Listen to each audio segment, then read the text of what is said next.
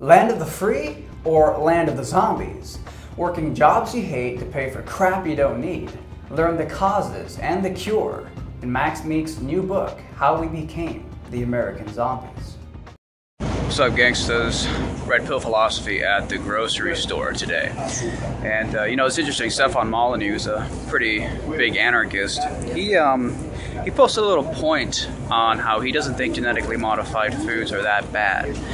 And I don't need to see scientific research studies to really have a pretty strong opinion on genetically modified. See, I don't really care about the science of genetically modified foods, right? I don't have to really care about the science of genetically modified food because in reality, all you have to see is the power players associated. Now look, Monsanto is a huge biotech company pushing the genetically modified food, and they are directly in bed with the FDA. See, I don't have to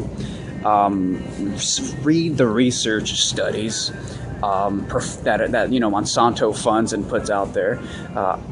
All I need to doubt the supposed scientific literature that says genetically modified is not a big deal. All I need to come to pretty solid conclusions on genetically modified food is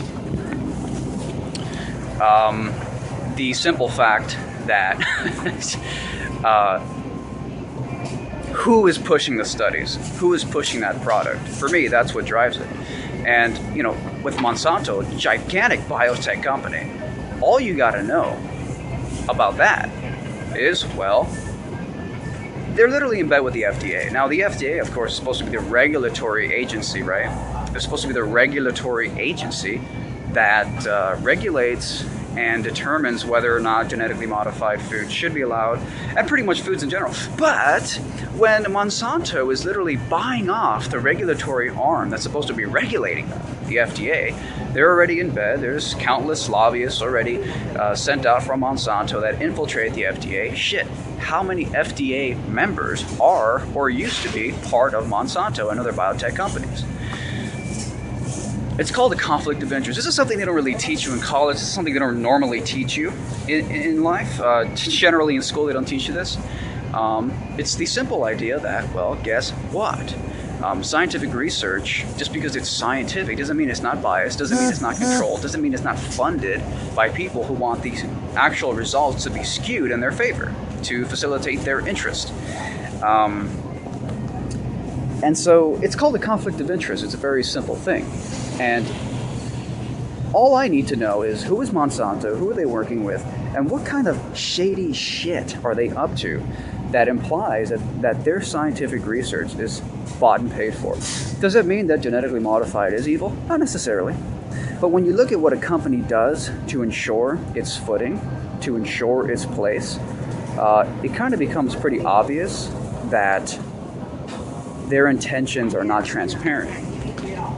Why would you have to go buy off the entire regulatory agency that's supposed to regulate, make sure you're not up to anything shady, if you indeed were not up to anything shady?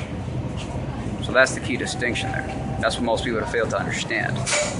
So I just thought that was interesting because, we tend to think that scientific research by default is like all good and grand and there's nothing to worry about it, we can totally trust it. Well, I beg to differ.